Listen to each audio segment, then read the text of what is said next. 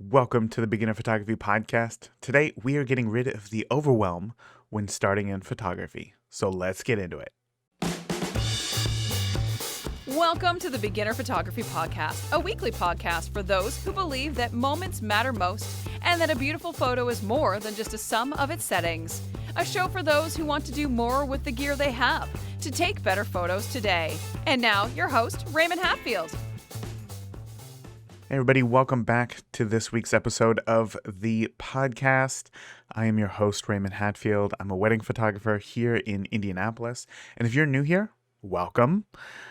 Here on the podcast, I interview world-class photographers weekly because I really want to learn how they see the world. You know, we don't talk too much about gear. We don't talk too much about settings and whatnot because we all know that a great photo is more than the sum of its settings. So today we have a really great chat that I'm excited to get into. But first, I want to take a moment to give a quick shout out to Lindsay Jane for not only listening to the podcast, but also giving the show a 5-star iTunes review. So cool. Lindsay says that she got into photography after the birth of her 2 girls and felt a strong need to document their young moments. She says soon after getting her first DSLR, she found the podcast and says, whenever I'm feeling stuck or unmotivated, I pick up a recent episode of the podcast and it lights a fire in me. It's now one of my top podcasts that I regularly listen to. Lindsay, geez, thank you so much for taking the time to not only obviously listen to the podcast, but taking the time to leave a review for the podcast as well. I know that there has been plenty of times that I too have felt stuck or unmotivated, and I'm glad that the podcast is able to help you break through that and start shooting. If the podcast has helped you at all, I would love to hear about it. You can share just how the podcast has helped in an iTunes review. Leaving a review is a great and free way to show your support for the show. So again, Lindsay, thank you so much. Well, today I chat with Heather Lahtinen, and as you'll hear, she's kind of an accidental wedding photographer who just ran with it and created a very successful business, but had to deal with a lot of overwhelm in the beginning. So today we're going to talk all about that overwhelm, how to deal with it, because there's a million different, brand new things that are competing for your attention when you're just starting out in photography. So Heather also runs the Flourish Academy, which is an online training website for photographers, and also the Flourish Academy podcast. So as always, I save a portion of the interview focused on actually making money with your camera just for premium members. So this week, premium members are going to learn why it is so hard for new photographers to start charging and how to obviously overcome it, how to break past that, elusive $100 price point when you're just getting started out, and how to define your ideal client and what to do with that information once you figure it out. So big things coming in this episode. So if you want to learn these tips from Heather and how she shares, how she makes money with her camera, then you can become a premium member today by heading over to beginnerphotographypodcast.com and click the premium membership link at the top of the page. All right, so with that, let's go ahead and get on into this interview right now with Heather Lahtinen. I was having a conversation with a listener the other day who was talking about how bad she wanted to go full time. And she was telling me how much she loved photography and she wanted to be able to make an income at home while still raising her kids, right? Right. So I asked her, well, what is it that you need to be able to get there? And she said, well, I need a real camera because currently she's learning and enjoying photography just with her cell phone, which is great. But it's not very uncommon, is it, for us to kind of see the future and want the end result. When you first got started, were you blissfully unaware of the idea of how hard it was to be a photographer? That's a great question, Raymond. I'm actually an accidental wedding photographer. So I don't know if this has ever happened to you, but have you ever showed up at a wedding and you're like, hey, congratulations, this is so fun. Who's your photographer? And they say, oh, we were hoping you would take photos. You know how that happened to you? No, that's never happened to me. Wow. Okay, it happened to me. I went to my cousin's wedding. My daughter was about a year old, and so I had a baby, and I said, hey, who's your photographer? And They asked me to take photos of their wedding the day of their wedding. At the wedding, wow. So talk about blissfully unaware. I didn't have a clue. I said, well, that information would have been useful yesterday. I would have maybe charged another battery. Raymond, I had a Canon PowerShot G3 point and shoot camera, and I didn't know how to use it. So I was just known in the family as the person who took like all of the snapshot type photos. So it was a low key outdoor wedding, and I took photos for them, and I had a lot of fun. And I put them on, you know, back in the day, I put them on a disc and I gave them to them, and they loved them. And I had a lot of fun, but they were just snapshots. I mean, let me give you an example. I photographed the entire bridal party at f2.8, which meant that the bride and groom were in focus and nobody else was. Nobody else. But I didn't know any better. And listen, the truth is they got what they paid for. I was free. Okay. So I did the best I could, but I had a lot of fun with that. I didn't even know about DSLRs per se. I knew there were better cameras. I knew I didn't have the best camera, but I knew I was having fun. I was working a corporate job at that time, and I went back to work that Monday, and I was telling a friend, look, I photographed my cousin's wedding. Look at these photos. They're fun, right? I knew they weren't great. They were snapshots. She said, what are you doing on June 13th? And this was like 3 weeks ahead. And I said, I don't know why. And she said, well, I'm getting married and I don't have a photographer. Oh my Could you goodness. take some photos at our wedding? And I said, you're hilarious. I have no clue what I'm doing. Are you okay if I ruin your wedding? And she said, well, we weren't going to hire a photographer. Oh, okay. So my photos would be better than none. Mm-hmm. So I agreed to do it. I even bought a little tiny flash because that PowerShot actually had a hot shoe. So I was able to buy a flash, and I photographed that wedding. And again, these were just snapshot images. I knew I needed better gear, but I didn't know what any of that. Again, I was working a corporate job, and I had no aspirations at that point to be any type of photographer, let alone a wedding photographer or an entrepreneur. I was quite happily working in a corporate job. So it was just a strange thing how it came to be. And then somebody else saw those photos and asked me to photograph their wedding. And so that next year I photographed three weddings, just like friends and family, just really, really low key. At this point, I did buy a new camera. I bought a Canon 10D with a kit lens, which was like their low level, entry level, I should say, camera. And the next year I shot 30 weddings. Oh my goodness. I went from 3 to 30. Yeah. On a Canon 10D with very, very little knowledge.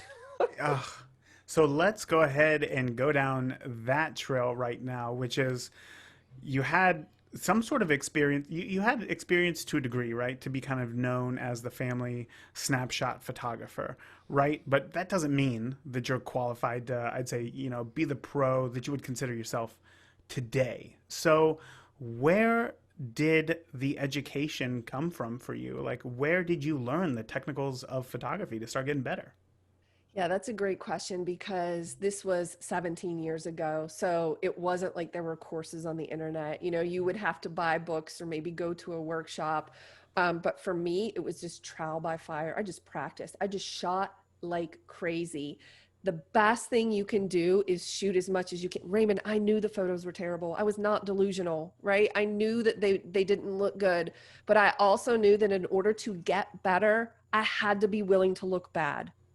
In other words, you have to be willing to suck and produce bad work so that you can get to the point where you learn and you produce good work. That's the only way to learn, is by taking action. So I just shot like crazy. I shot weddings, I shot friends, I shot families, I shot babies, anything anybody would let me photograph, I photographed just for the practice. And then over time, you start to learn, like, I'll never forget the first time aperture really clicked for me, that I understood that if I changed my aperture, I could make my background blurry. I didn't know that.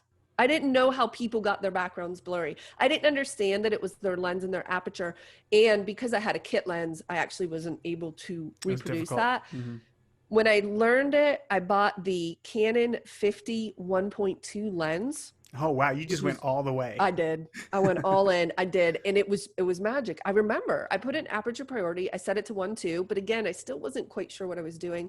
I took a photo and the background was blurry. And I would have died happy right then. I was so excited that I finally figured out how to make a background blurry. And then it's obviously mastering your craft.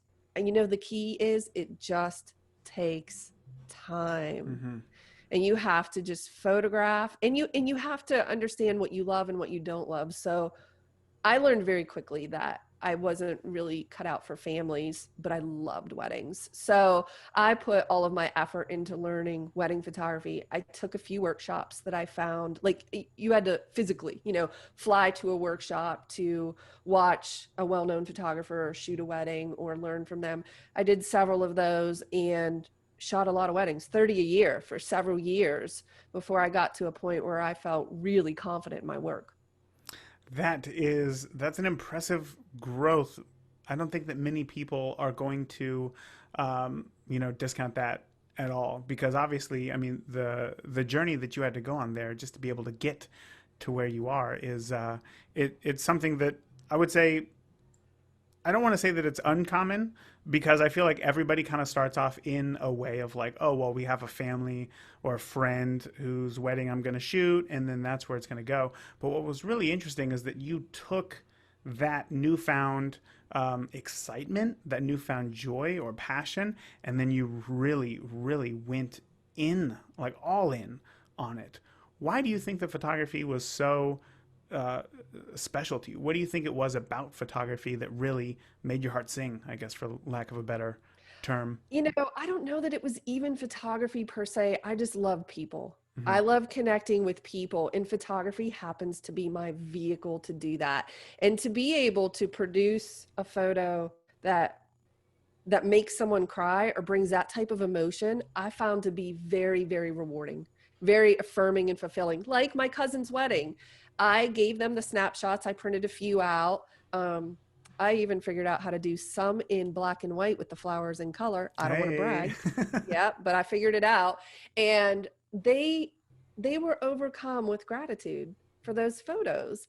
And I thought, I think I got a hooked on that feeling, that people could connect with their images in such a way that's like forever. Like Hmm. the impact was so much bigger than just me and photography. And I had also lost my brother tragically at a very young age, and I just thought everybody should have photos of their family, Hmm. and everybody should have nice photos. And when someone passes, the first thing you do is you look for the photos. Yeah. And so that was kind of in the back of my mind. I wouldn't say that's what drove me, but it was kind of in the back of my mind to make sure to get photos of the grandparents at a wedding and the family connections.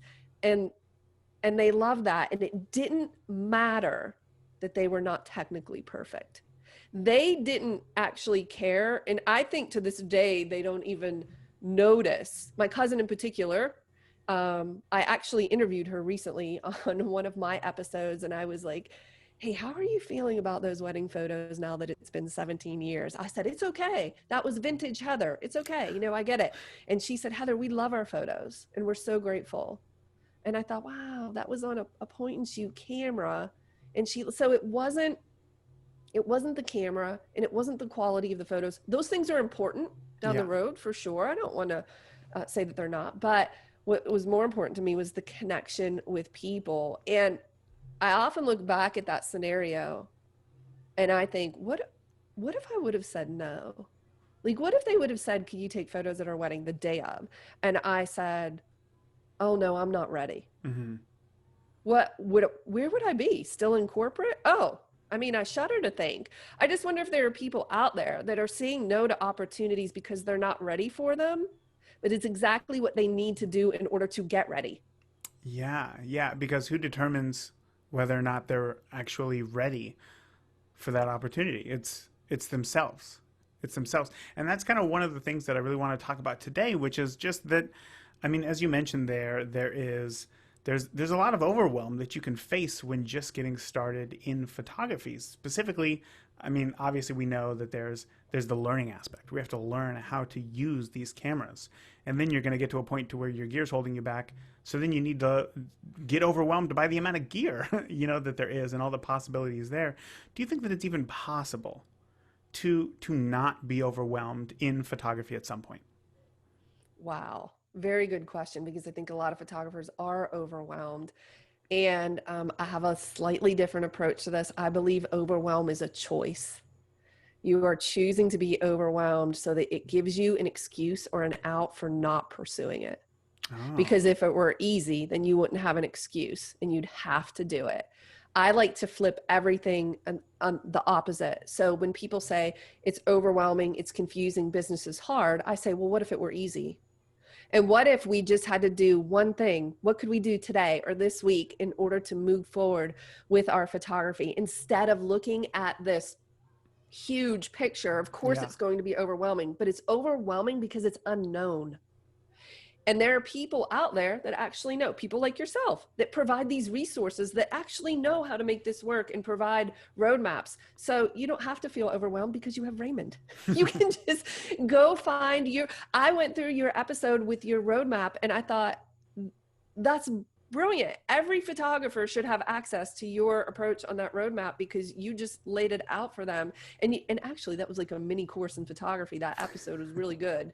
And you went through everything. And so, okay, I get it. If you don't know it, it could feel overwhelming, but what if you could just tell yourself a different story? What if you could switch it and say, actually, I'm really excited about this. Maybe instead of overwhelming, could we call it an adventure? And we're just learning.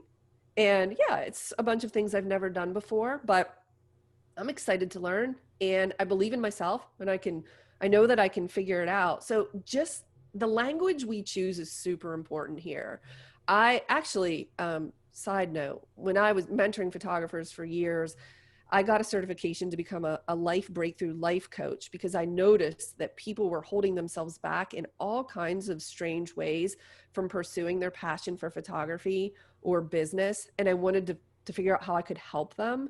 And one thing I learned was that the way people talk to themselves about what's possible for them can determine their success or where they struggle. And if you use words like, this is so overwhelming, I feel stuck, I don't know how to get there, then you're going to feel those things. It becomes a self-fulfilling prophecy. So if you could just change your language around it today and say, okay, Heather says I can figure this out. Raymond has the resources. I can make this happen. There's a lot to learn, sure, but it's an adventure.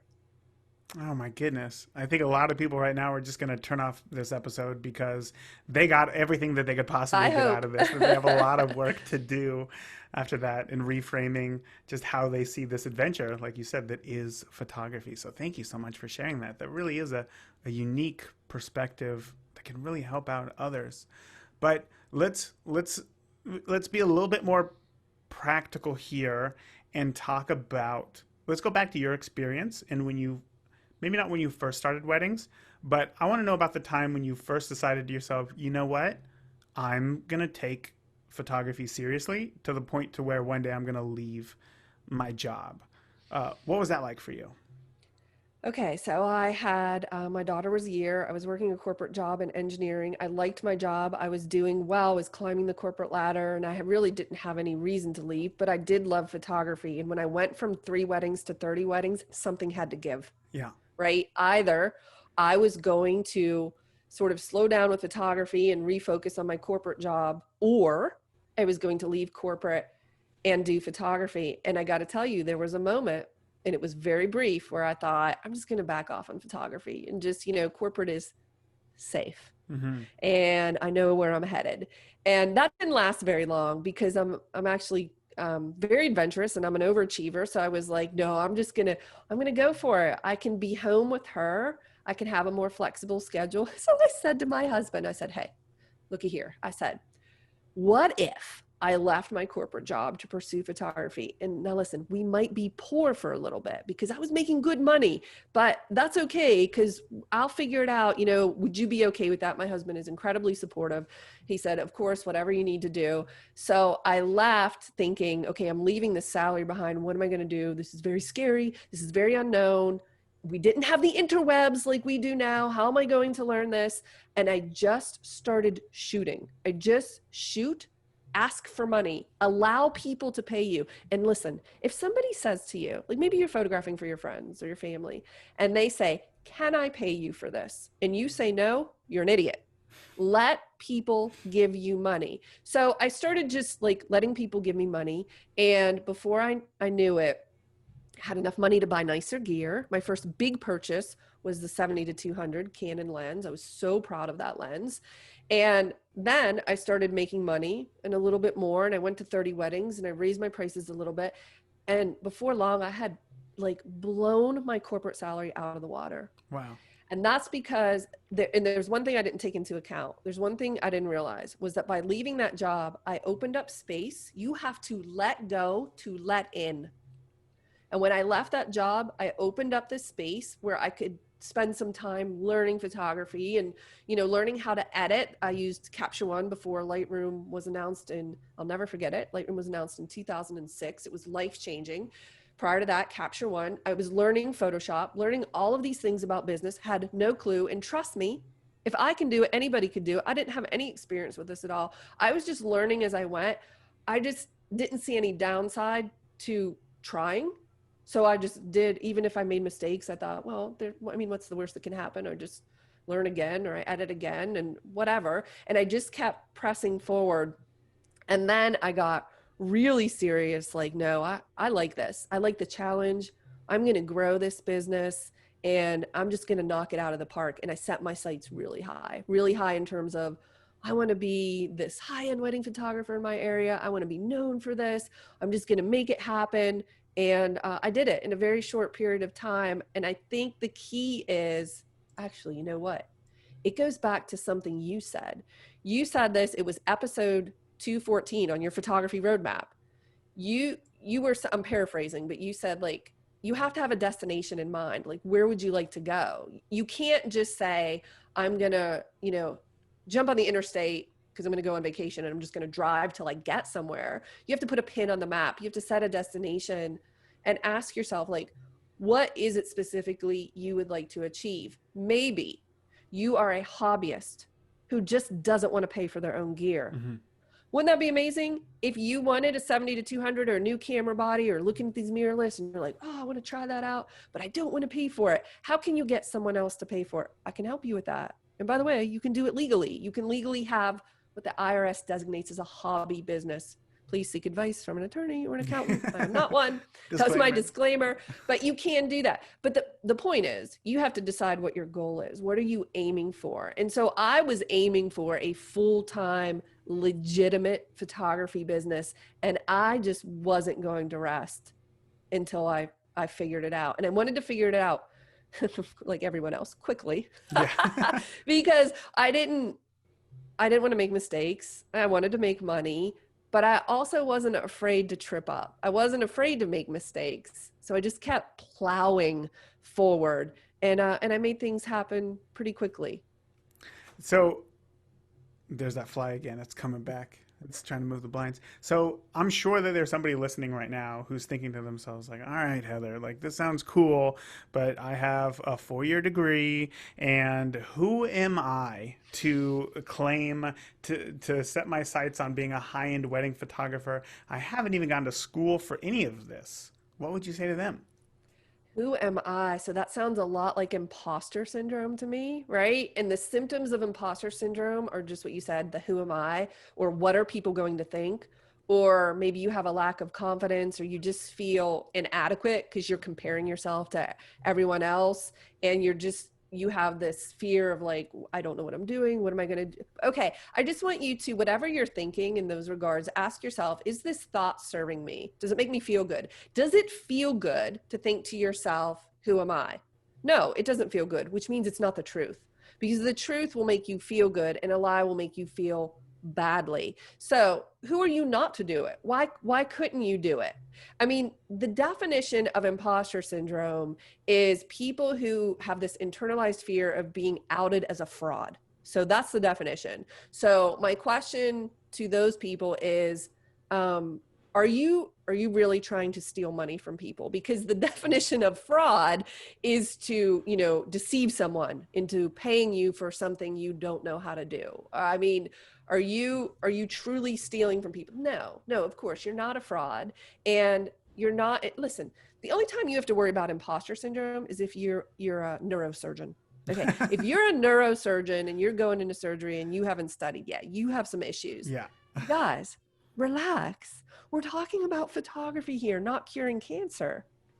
There are no photography police that are going to come after you and say, you know what? You're an imposter. It's the you internet. don't know what you're doing. Internet Give up is your the camera. photography police. Yeah. Turn it over because you're going to photographer jail. Yeah. I mean, it just doesn't happen. So what does that even mean? So the funny thing is, I'm not downplaying this. These thoughts are very real and they're very serious. The problem is when they're just in your head and you don't vocalize them or talk them through, they will absolutely hold you back. But you and I having this conversation, or like I work directly with a lot of photographers, well, group coaching as well as one-on-one. And when I have them talk this out, like, oh, are you trying to steal from people? No, of course not. Okay, then you're fine. You're offering a service. You bought a camera. You offer a service. You're not forcing people to hire you. Mm-hmm. People make a decision to hire you. And if they want to hire you and pay you, please let them. It's just a service that you're offering. Allow them to pay you. You take their photo. What is inherently negative or wrong about that? Oh, nothing. So you can do it. You could put a post out today and say, hey, I'm looking for some families. I'd like to practice, take some photos. Actually, I teach at our local college, and every semester I say, hey, how many people in here are photographers? Raymond, no one raises their hand. Zero people. Yeah. And then I say, how many of you guys have cameras? Well, they all raise their hand because they're taking a photography class. And I say, okay, because the last time I checked, if you photograph and you are a person and you add an ER to the end of it, that makes you a photographer. And they'll laugh and I'll say, how many people are photographers? I'll get them to raise their hands, but they're kind of nervous about it. And they say, but Heather, I'm not a real photographer. Oh, you're fake. You don't, what, how what does so? that mean? Yeah. Exactly. What does that mean? And then they get a good laugh out of it. And you start to see that these things that you fear are actually quite silly when they come to light. When they're in the dark, which is your mind, and they're just bouncing around, they're very real and they're very scary. But when you talk about them, you're like, no, I'm just taking photos. And Heather told me to relax and I can take photos and it's fine. You'll be fine. Yeah. This reminds me of a conversation that I had a long time ago with somebody who they were also talking about, everything that they have to worry about when going full time in their photography, right? Like, I don't even know what to do about taxes. What if it changes my tax bracket? And I was like, you're so worried right now about being so successful in the future that you're not even willing to take action today to grow, to potentially get there. Like if you get into a new tax bracket, cool. Like you're making a lot more money. You made more money. Yeah, right. Exactly. Right. Exactly. Right. And I think that what you said right there kind of reminds me a lot about that. It's that like, you really just have to take action, and you can't just overwhelm yourself with all of the possibilities and, well, what are the other established photographers in my area going to think if I come up? Because who cares? Who cares, right? What they think? Who You know what? cares? They don't pay my mortgage. Yeah, absolutely. Right? So absolutely. why would you worry about what people are going to think? Because if they like you, they don't like you, that's none of your business anyway. You can't control what people think. But why would you not focus on the people that love you? Why would you not focus on the people that want to hire you, that want your services and that want to pay you, rather than maybe the couple of people who are rolling their eyes or saying, who does she think she is? And the truth is, no one is thinking about you as much as you're thinking about yourself. And what are the chances that someone else is thinking your thoughts about you? Zero, because they're only thinking of themselves. So and by the way, side note, I read a book recently that I read a lot of books. I'm really into personal growth and development, but this one to me was life-changing. It's called 90 Seconds to a Life That You Love. And in that book, she says, it's actually not fear that's holding you back. So people label it as fear, but it's not. It is the potential possibility of what people might think if you do something. So it's not fear, because you will not get mauled by a bear. Like, you're not going to die. There's no clear and present danger. So it's not fear. It's, what if someone thinks I'm a fraud or an imposter? What if somebody, makes fun of me or judges my photos? But it's not the fear of that. You're afraid of the feeling that you might get if somebody doesn't like your work. So that feeling might be embarrassment or shame. That's actually what you're avoiding. You're avoiding embarrassment. You're avoiding putting yourself out there because somebody might think something. But that, I think you'll agree, that's just no way to live your life. Yeah, you're right. It's not any way to live your life in any sort of meaningful capacity, I suppose, which is one of the reasons why in the Beginner Photography Podcast Facebook group, like, there's a zero rudeness tolerance policy, because everybody's kind of at a different point in their journey, and I want people to fully understand that. And I want them to know that if they share a photo, well, that's where they're at in photography, and that there's really no reason why anybody should be able to criticize it in a way that is hurtful or anything like that, because we all need some sort of feedback. That's how we grow. That's why I started this podcast. That's why, you went to these workshops, to learn and grow from others. It's not necessarily about, who can make the best photo today, because we're all somewhere else. So yeah, 100%. Yeah, I like that, Raymond, and I'll tell you why. Actually, I have this podcast episode where I have 10 tips to overcoming imposter syndrome. And one of those tips is to accept that you're a work in progress and get really comfortable and just accept where you are. Yeah. You don't need to be, I always said, I don't need to be the best wedding photographer. I just need to be better than I was last week. Yeah. And as long as I'm getting better, there's a difference between comparison and inspiration. If you look at other people's work and it makes you feel badly about yourself, that's comparison. You need to stop. But if you look at somebody else's work and you think to yourself, oh, I might be able to do that, and you go pick up your camera, that's inspiration. And I learned that from one of my early mentors, who's Jerry Gohinas. He's like a world famous wedding photographer. He's been on the podcast before. Yeah.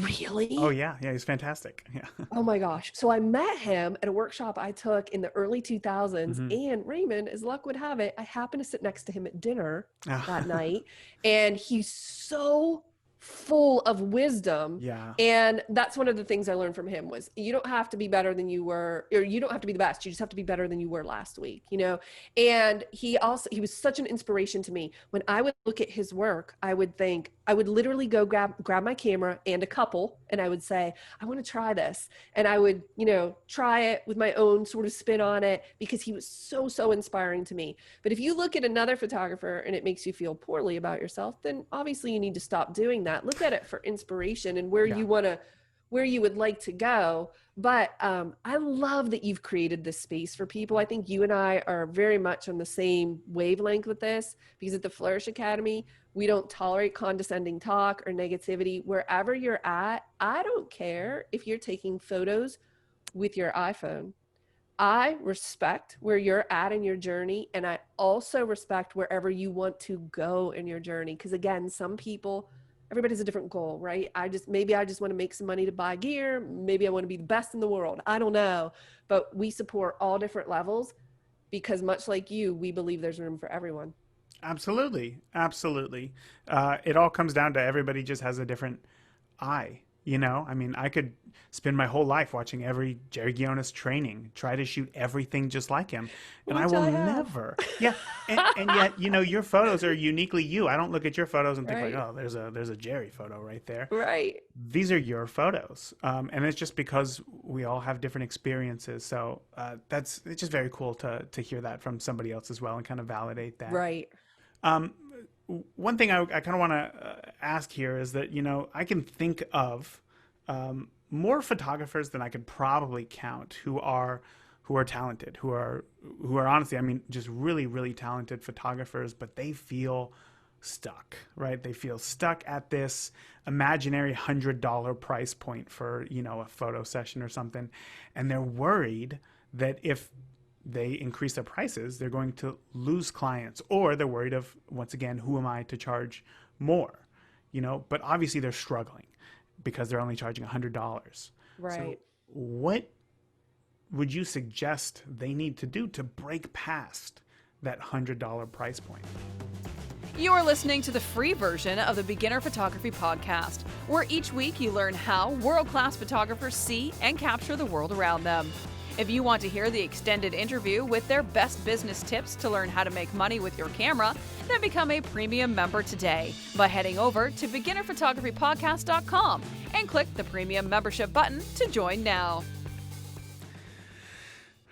Geez, I really think that a lot of photographers listening right now are going to think to themselves, oh my gosh, this makes a little bit more sense, and then be excited about the whole thing. That was definitely one of those things that I struggled with a lot in the beginning. Like, what should I be doing with this information? But when you break it down the way that you just did right there, it really does make a lot of sense. It's not that we're going after Sarah. Right. You know, the we're one going person, after, right. yeah, Right. yeah, you know, and if she doesn't drink smoothies from this one place, like, well, that's all right. Like, there is some overall overarching commonalities between these people, and that's what you Right. need to find. So, if I want to know right now, because we were talking a little bit about overwhelm or opportunity, whatever we want to call it here. Adventure, right? Yes. Adventure, yeah. There's, when it comes to business, I mean, that's an entirely different world from the technical side of photography, right? So where should photographers who are looking to make money, I mean, just right now, be focusing their time and attention for success? If I were a new photographer in this particular day and age, I would find a mentor. I would find a group or someone to connect with, because part of the thing with imposter syndrome is you don't know what you don't know, and you don't know it, but you don't know what it is. Yeah. So if you have a mentor or a group that you trust that you can go to, I mean, there's plenty of them out there. So find one that you connect with that resonates with you, and then, let them help you. Like, I'm sure you have checklists for photographers, don't you, Raymond? Sure, yeah. Yeah. So you're willing to help people with these things. Okay, there are two reasons why I went at it on my own, which, by the way, I'm not proud of. I think that I was very prideful and like, oh, I'll figure this out, and also the resources just weren't available like they are now. So what I recommend to people is drop the pride and don't try to figure it all out. Just get some help, and do that from someone who is just a few or several steps ahead of you. There are plenty of photographers out there that are willing to help you on your journey and give you the steps to do so. So I would find a photographer or a group that I connect with, and if I were starting a business, I would look for someone who has a focus on business, the things around insurance and taxes, and whether or not you're going to use QuickBooks, or how you're going to track everything, and how are you going to pay, and you're going to get an accountant, and what does that all look like? Are you going to be an LLC or a sole proprietor? I wouldn't try to like research that to death on my own. I would just get some help. You'll get there so much faster. Yeah. It's funny how much people are willing to hold themselves back without even knowing it, because, well, it's going to save them $30. You know what I mean? Like, I don't need to buy that. That makes me crazy. $30. My dad used to say, do you have more time or do you have money? Mm-hmm. Because if you have time and you want to scour YouTube to learn, I use Photoshop as an example, because Photoshop's pretty challenging for people to learn. So I say, if you want to learn Photoshop, you can scour YouTube for hours, days, months, years. Oh yeah. And you wouldn't even be sure if you were doing it right, and it would be very disconnected, and you would spin your wheels and you would waste a ton of time. Or you could spend, $29 and buy a course and learn it in a weekend. Yeah. And get started with it, which ultimately not only saves you time, but actually saves you a ton of money, because spinning your wheels, whether people think it or not, spinning your wheels costs you money. Spinning your wheels costs you money. I like that. That's not a lot of money. And they're saying, well, I don't want to spend the $30 on the course or the book, so I'll just, because it's free on YouTube. Yeah. Yeah. Okay, well, hold on. Let's back up. If you're not willing to invest in your photography, how can you ask other people to invest in you as a photographer? If you're not willing to spend money, but you think other people should be? willing to spend money on you. I have found that the more I invest in myself, in my business, the more clients I get and the more money I make. It is proportional. The more I spend, the more I make, because I learn, I grow, I implement better marketing tactics, and then I get more clients and I make more money. All of this is happening at a much faster rate because I'm investing. Because the thing is, if you invest in a course, you're more likely to do it because you actually like invested in it. Like literally you put in money, right?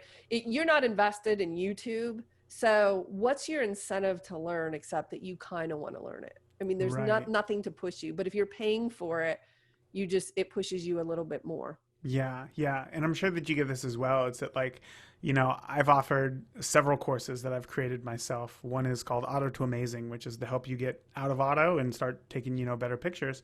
And then one that'll be coming out very soon is called Lightroom 101, which is essentially just like how to get started with Lightroom, like how to set it up, how to create, you know, a workflow within Lightroom. And overwhelmingly, the biggest objection that I hear is, well, there's so much free information on YouTube, you know, about Lightroom. And it's interesting because I remember when I first started learning Lightroom and I went to go look online and I watched, it was an 1.5 hour long tutorial. Somebody put in a ton of work into this thing.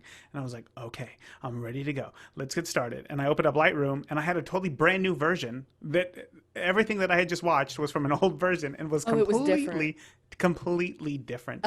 And I thought I should have just spent, you know, the $30 or whatever and then that's when I went on, you know, lynda.com or whatever it was at the time and I signed up and I got in on it. But I'm happy that I did that because now photo organization and editing is not something that I ever have to think about again. And I can just get that done and focus on doing more tasks to either grow my photography. And you feel good about it. I feel great, confident in it because you know how to do it. And that's because when you take a step-by-step proven system, you immediately have confidence. If you go scour YouTube, it's complicated, it's confusing, and it leaves you feeling less confident than even before. Yeah. So just investing a small amount will leave you with more confidence. You know what, Raymond, the funny thing is, when Lightroom came out, I had Lightroom for free when it was first introduced because Adobe was giving it away at the beta version before they released it full, and I wanted to test it.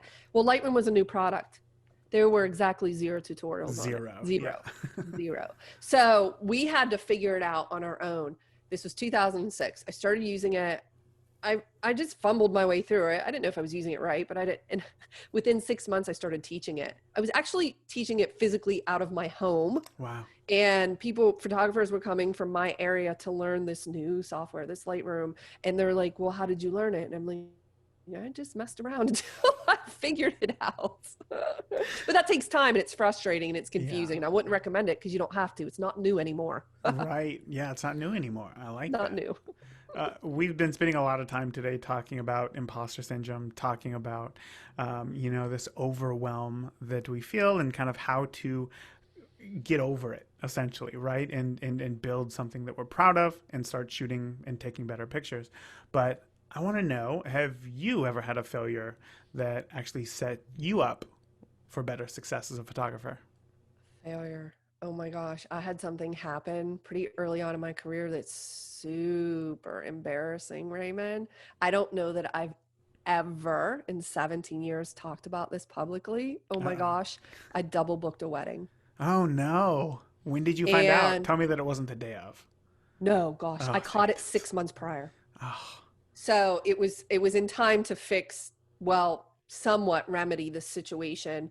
But, and I could make excuses. It was 100% my fault. I actually had a bride that booked and changed her date. And when she changed to her new date, I sent her out a new contract and she never got it back to me. And so I had not put the new date on my calendar. I still had her old date, which meant that her new date was showing as open. So I booked it. It was Memorial Day weekend. And it was a very busy weekend for photographers, as you know. And it was a Saturday. So these were both Saturday weddings. And I stumbled across it, truthfully, by the grace of God. I just found it in my notes somehow. And I was like, oh, she never sent that contract. I never changed the date. This is 100% my fault. I need to make some phone calls and I need to figure out what to do. By the way, whenever you have a challenge in your business with a client, I highly recommend picking up the phone. People don't do this. I get that you want to have things in email so that you have a record of it. And I think that that's smart to do after the phone call. Follow up with the email so that you have it written, but always make it like, I'm not going to email my bride and say, hey, I double booked your date. Of That would course, just be yeah. careless of me. So I called both of these brides, and to be honest, I didn't know the best solution in terms of which one do I shoot and which one do I help find another photographer. Mm-hmm. And I worked with them through that. I found another photographer who literally in my mind is like hero status. I said, I'll pay you anything, whatever you want. You shoot it, I'll edit, I'll handle everything. I'm just so grateful.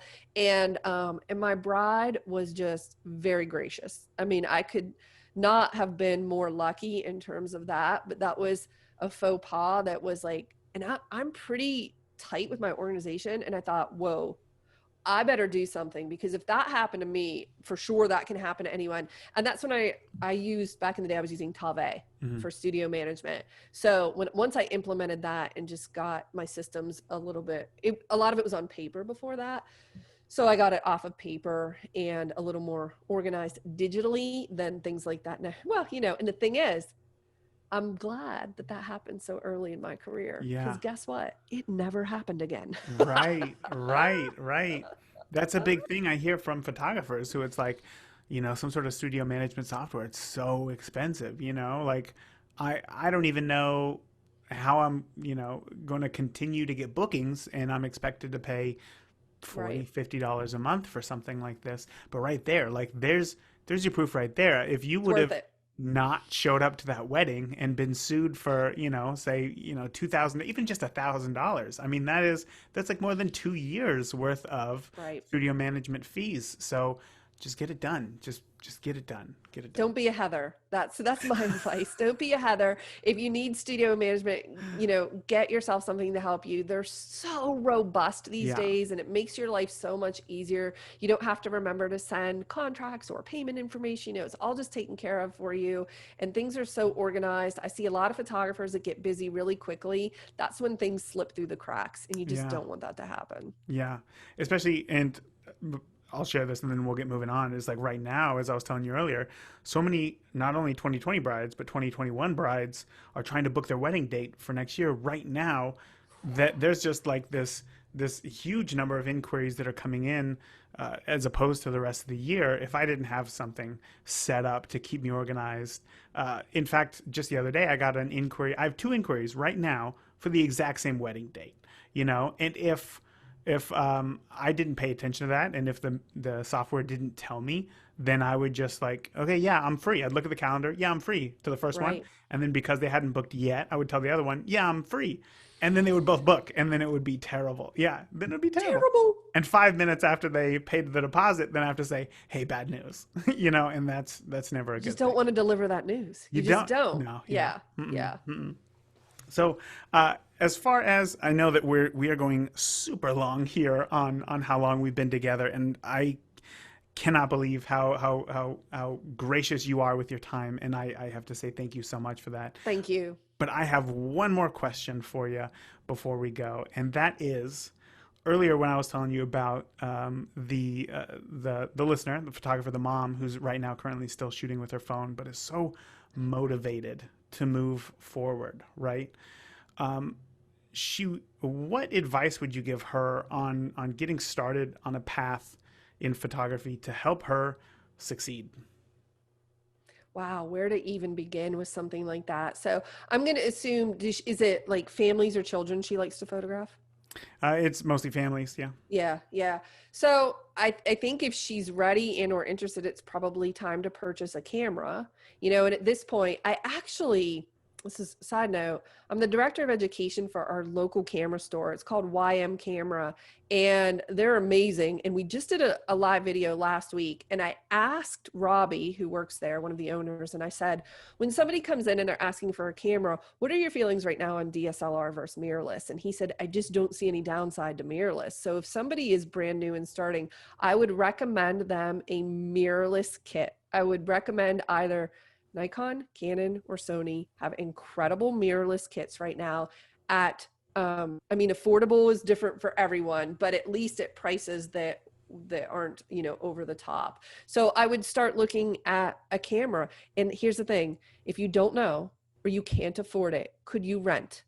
Because I know specifically that YM, and I know there are places online that do this as well, is renting the Nikon Z50 kit right now. I want to say it's like $50 for 4 days. Like it's very inexpensive. So could you rent a kit and practice with your children or your friends' children and see what you think and potentially look at purchasing a camera? I think that's going to be the next logical step for her. Do you think? Buying a camera is probably the first logical step into becoming a photographer. Yeah. So once, let's say that she decides to rent a camera, I kind of want to know, I guess I'll step a little back. I should have made the question a little bit better. Sometimes I ask very vague questions. That's okay. As far as kind of the growth path goes, right? She's very excited in becoming a full-time photographer. So let's assume that buying a camera and then learning photography is kind of that first step. What's the step after that? You know what? Photographers get really hung up right here and overwhelmed because they don't know what to do, right? And you know what I tell them to do? Get your feet out there and get shooting.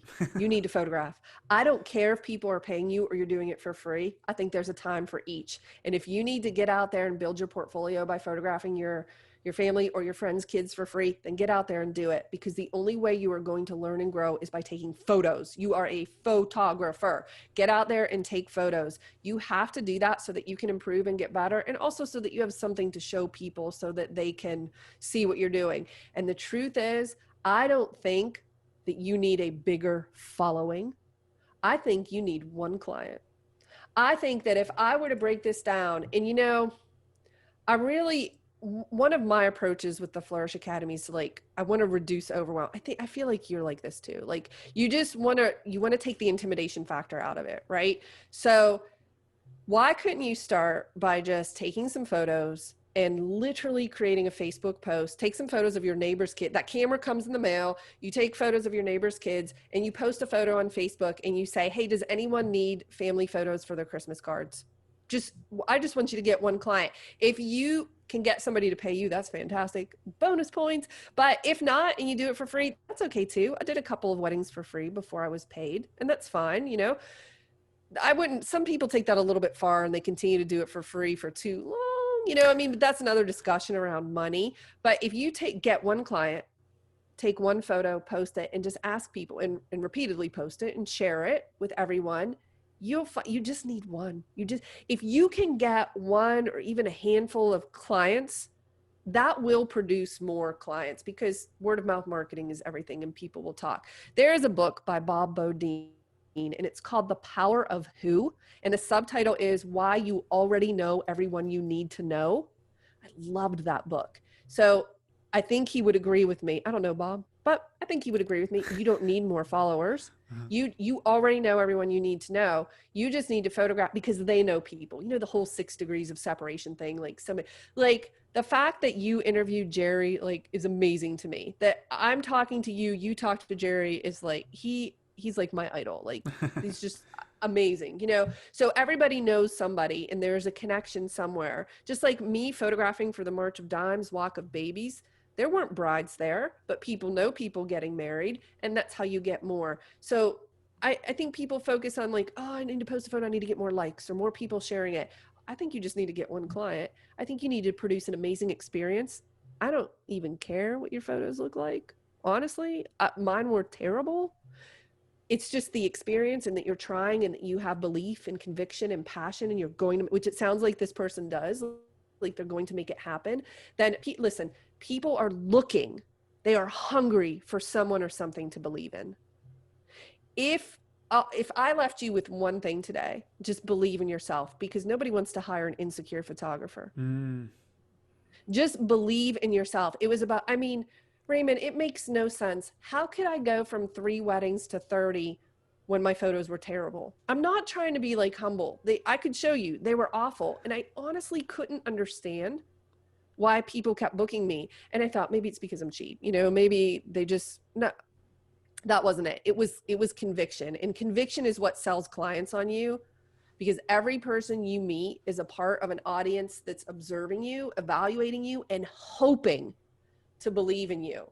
So if you decide right now just to simply believe in yourself, because you can't ask them to believe in you if you don't, but if you have that passion and conviction and belief, which by the way, I had more belief in myself at that point in time than I honestly should have. Let's be honest, the photos were terrible, but I believe that I could get better.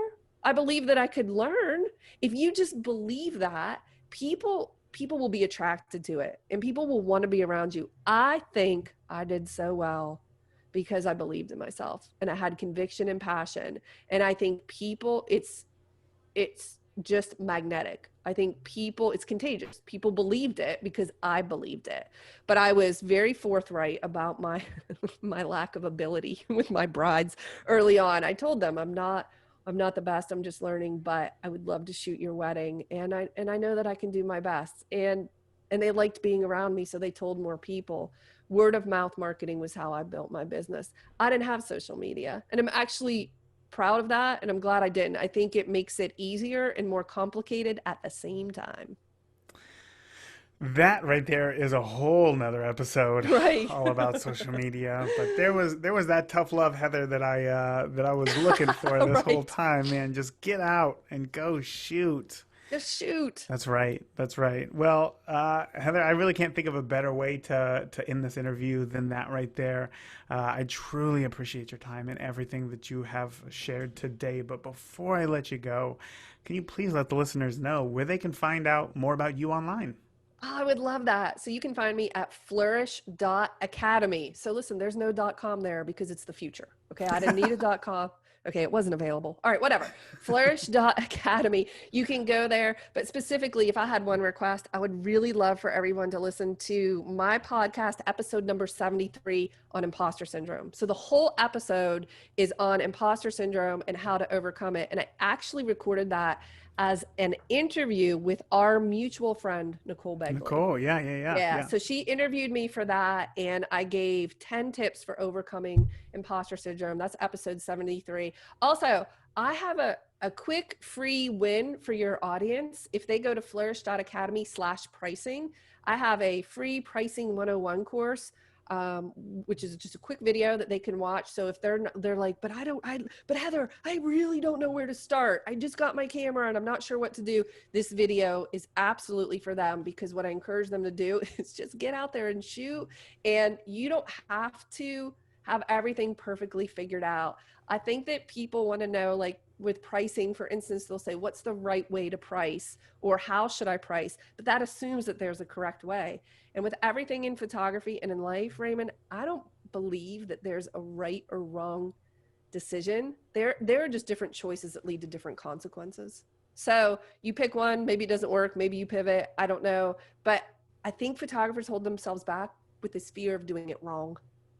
And I'm here to tell you or encourage you, you are not doing it wrong. You are doing it perfectly right based on where you're at this time. And you're always in the right place at the right time, under the right circumstances, for your greater good. Now, as you heard, Heather is not only incredibly knowledgeable, but just extremely genuine as well. I had such a great time chatting with her in this interview. I would love to know what your biggest takeaway was here in this interview with Heather. You know, I think for me, my biggest takeaway was just that, you know, when she's talking about the comparison versus inspiration, because the physical act is exactly the same, right? You're just on Instagram and you're looking, or anywhere rather, you're looking at other photographers' work. But the difference between the two is that they have a completely different mindset. You're going about it in a different way, and you're gathering information differently. So just truly great insight there from Heather.